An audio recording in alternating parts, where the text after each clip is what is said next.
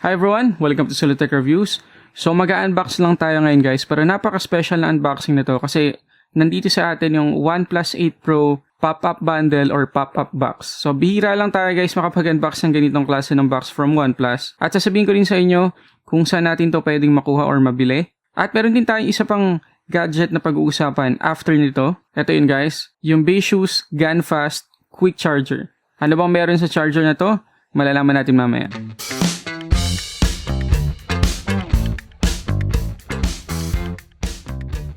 Okay, so dito muna tayo guys. So makikita nyo naman, napaka-special ng box na to kasi bukod sa malaki siya, meron tayong makikitang mga items sa loob ng box na to na kasama nung mismong phone o nung mismong OnePlus 8 Pro na hindi natin makukuha kapag yung mismong OnePlus 8 Pro lang yung binili natin. Okay, so malalaman natin ng mamaya. Tanggalin muna natin guys yung sleeve. Meron siyang sleeve. Ito yun.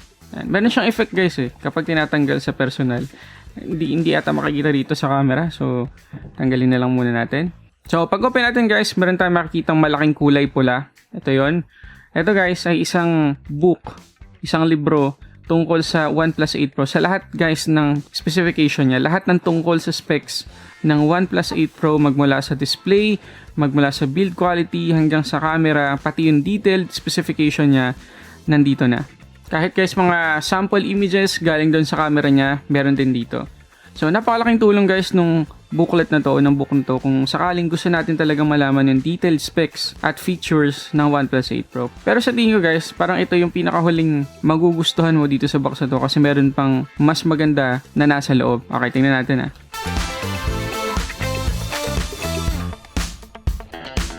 Okay, so makikita natin guys dito sa left side, yung mismong OnePlus 8 Pro na phone o yung box niya. So, hindi na natin na-unbox kasi nagawa na natin yan before. Kung hindi nyo pa guys napanood yung OnePlus 8 Pro unboxing and full review ko, nandito yung link ngayon sa taas. Pakiclick nyo na lang, panoorin nyo yun. Kasi tinest nating mabuti doon yung performance, yung camera ng OnePlus 8 Pro. Okay, so bukod dito sa phone, pati doon sa book, eto guys, isa sa magugustuhan nyo talaga. Meron siyang kasamang OnePlus na cases na design talaga for OnePlus 8 Pro. Okay, so ito una guys, OnePlus 8 Pro Sunstorm bumper case na cyan yung kulay. Mamaya itetest natin to guys, pero tingnan muna natin tong isa pa. Okay, ito naman, personal favorite ko guys, OnePlus 8 Pro carbon bumper case. So, mas magiging astig guys yung itsura ng OnePlus 8 Pro kapag ito yung ginamit natin. Pero parehas silang maganda, don't get me wrong, parehas silang maganda guys. Oo nga pala guys, para makuha natin ng OnePlus 8 Pro na mismong box ng phone, meron siyang tali dito na iaangat lang natin para makuha natin yung box. So, tanggalin na rin natin. So, ito na guys lahat ng laman ng OnePlus pop-up bundle na inopen natin kanina. Oo nga pala guys, hindi ko pa pala nasabi na yung pop-up bundle or pop-up box ng OnePlus ay exclusively mabibili natin sa Digital Walker Philippines. So, nandyan yung link na kanilang Facebook page guys. Kung gusto nyo malaman yung updated pricing nito, pwede nyo silang chat. Okay, so testing naman natin guys yung mga cases na to at tingnan natin kung ano magiging itsura sa OnePlus 8 Pro natin. Okay, so ito guys yung una, yung Sandstone bumper case na cyan yung kulay. So yung texture niya guys, sobrang rough. Parang sandstone talaga, tama-tama yung pangalan niya sa kanya. Rough talaga siya. At talagang protected yung phone natin kasi pati yung mga buttons ay tatakpan kahit dito sa kabilang gilid. Siyempre ito hindi tatakpan kasi pang silent yan ng OnePlus phone natin kung sakaling gusto natin i-silent anytime. Plus saktong-sakto guys yung mga butas. Siyempre gawa to ng OnePlus so talagang saktong-sakto siya.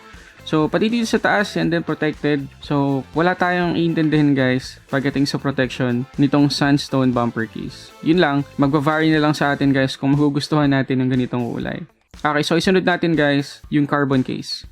Okay, ito na siya guys. So, kita nyo naman, mas maganda talaga yung OnePlus 8 Pro kapag itong carbon yung pinili natin. Ayan, mas nakagandahan ako dito kaysa doon. So, ganun pa rin guys, protected pa rin lahat ng buttons dito. Pati sa gilid, pati dito. Same na same yung protection. Yung style tsaka kulay lang talaga yung nagkaiba. Sobrang ganda niya guys. Ayan, at manipis lang siya.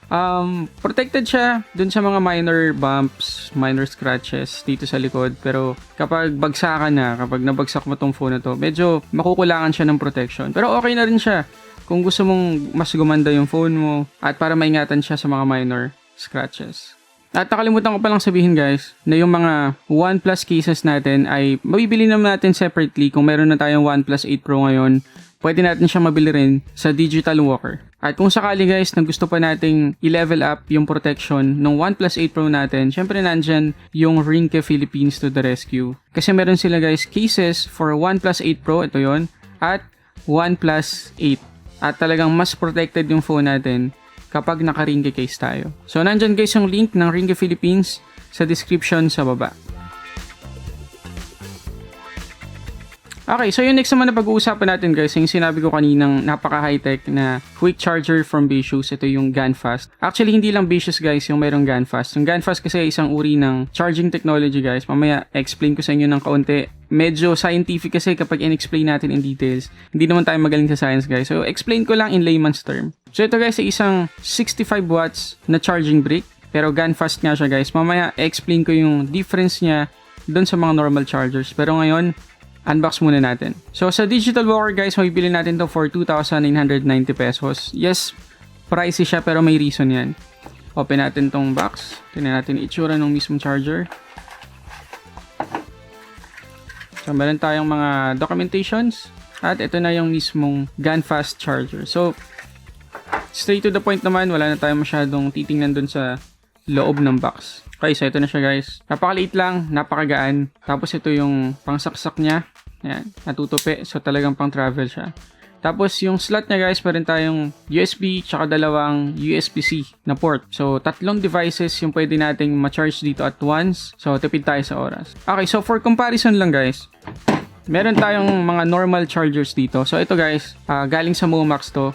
Mabibili din natin sa digital walker. So, compatible to guys sa power delivery tsaka sa Qualcomm Quick Charge. So, mabilis na rin yung charger na to. Tapos, meron siyang 4 na slot. Dalawang USB-C at saka dalawang USB-A port. Okay, tapos natutupi din, no? Kasi pang ano din siya, pang travel din.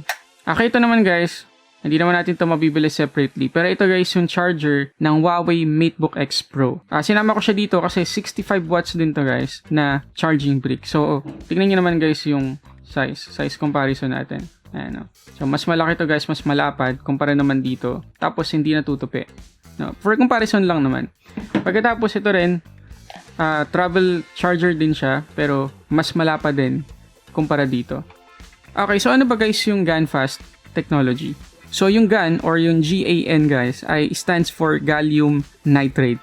So, matagal ng technology to guys. Mga 1990s pa, meron ng gallium nitride. Pero hindi kasi siya ganun kamura. Kaya medyo tumagal bago umabot sa buong mundo yung technology na to. So, anong difference guys ng gallium nitride charger kumpara dun sa mga normal chargers na ginagamit natin? So, yung paggawa guys ng isang GaNFast charger ay hindi na kailangan ng madaming components kumpara dito sa mga silicone chargers. Ang isa pang advantage ng GaNFast charger guys, hindi siya madaling uminit or less heat yung napoproduce ng GaNFast charger. So, ang advantage nun guys, bukod sa safe, syempre mas safe kapag hindi umiinit or mas less yung init, yung energy na dapat sana ay dumadaloy papunta dun sa device na charge natin, napupunta pa dito sa charger kasi umiinit siya. So, madaming nasasayang na electricity or energy kapag silicone-based na charger yung ginagamit natin. Whereas dito sa GaNFast, lahat ng init na nanggagaling dun sa electricity, dadaloy ng tuloy-tuloy dun sa device na charge natin. So, mas mabilis yung pag-charge dito sa GaNFast compared dito sa mga conventional chargers natin. At syempre nga, kagaya ng sinabi ko kanina, mas safe yung paggamit ng GaNFast kumpara dun sa mga conventional. At ina-expect guys na sa mga susunod na taon, hindi lang sa mga chargers ng phone makikita yung GaN technology, kundi pati na rin sa mga electric cars kagaya ng Tesla, magkakaroon na rin sa mga TV at saka sa mga solar panels.